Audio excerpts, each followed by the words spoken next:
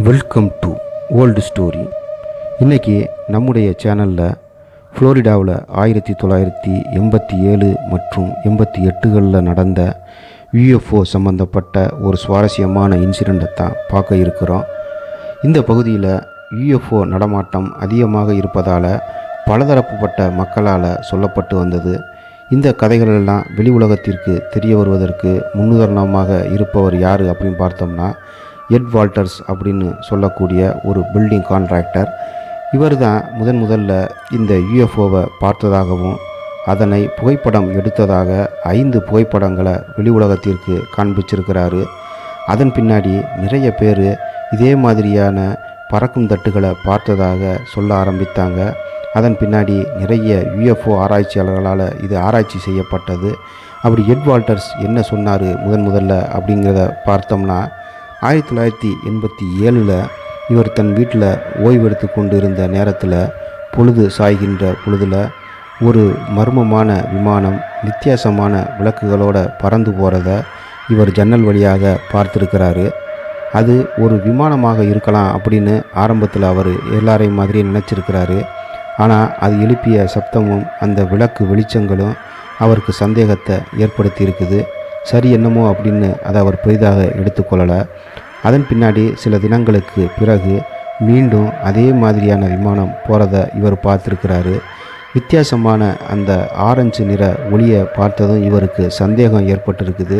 வீட்டில் இருந்து தன்னுடைய கேமராவை எடுத்துக்கொண்டு இவர் பின்தொடர்ந்து போயிருக்கிறாரு. ஒரு குறிப்பிட்ட பகுதியில் சற்று தாழ்வாக பறந்து கொண்டிருந்த வேளையில் அவர் புகைப்படங்களை எடுத்திருக்கிறாரு. அது 5 புகைப்படங்கள். அனைத்துமே அந்த காலத்தில் பயன்படுத்தப்பட்ட போலராய்டு வகை கேமராக்கள். அதை எடுத்து இவர் வெளி உலகத்துக்கு தயங்கியவாறே சொல்லியிருக்கிறாரு. அதை பார்த்த பலரும் இதே மாதிரியான வெளிச்சங்களை வெவ்வேறு திசைகளில் பறந்து போன விமானங்கள் மூலம் வெளிப்பட்டதை தாங்களும் பார்த்ததாக சொல்ல ஆரம்பிச்சிருக்கிறாங்க. காட்டு தீயாக இந்த விஷயம் பரவுது. அதன் பின்னாடி செய்தித்தாள்களில் எல்லாம் இந்த நியூஸ் சம்பந்தமாக நிறைய வெளிவர ஆரம்பிச்சிருக்குது. இதனால் பலருக்கும் ஆர்வம் ஏற்பட்டு அந்த பகுதிக்கு வந்திருக்கிறாங்க. அதன் பின்னாடி பார்த்தா இது இவர் வெளியிட்ட முதல் செய்தி இல்லை அப்படின்னும் இதற்கு முன்னாடியும் பல நபர்கள் இது மாதிரி நிறைய விமானங்களை பார்த்ததாக, குறிப்பாக பறக்குந்தட்டுகளை பார்த்ததாகவே சொல்லி வந்திருக்கிறாங்க. ஆனால் இதை யாரும் நம்ப மாட்டாங்க அப்படின்னு அவங்க அதை வெளி உலகத்திற்கு சொல்வதற்கு தயங்கியிருக்கிறாங்க. எட் வால்டர்ஸ் இப்போ இதை பற்ற வச்சிட்டாரு. அதன் பின்னாடி நிறையா பேர் சொல்ல ஆரம்பித்ததுனால இது ஒரு புது பிரச்சனையாக இருக்குதே, இதுக்கு ஒரு முடிவு கட்டணும் அப்படின்னு தொடர்ந்து ஆராய்ச்சிகளில் ஈடுபடுறாங்க. அதன் பின்னாடி இவரையும் நேர்காணலில் அழைத்து விசாரிச்சிருக்கிறாங்க.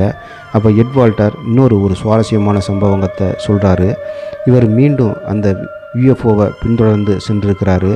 அப்போ திடீரென இவர் மீது அளவுக்கு அதிகமான ஒரு வெளிச்சம் பட்டதாகவும் அதில் தன்னுடைய கண்ட்ரோலை அவர் இழந்ததாகவும் அதன் பின்னாடி டெலிபதிக் முறையில் இவரிடம் அந்த ஏலியன்ஸ் கருத்து பரிமாற்றங்கள் செய்ததாகவும், குறிப்பாக டெலிபதி முறையில் தன்னுடன் ஆங்கிலம் மற்றும் ஸ்பானிஷ் மொழியில் கேள்விகளை எழுப்பியதாகவும், குறிப்பாக நாய்களின் படங்களை காண்பித்து அது சம்பந்தமாக கேட்டதாகவும் இவர் பரபரப்பான ஒரு விஷயத்தை சொன்னார்.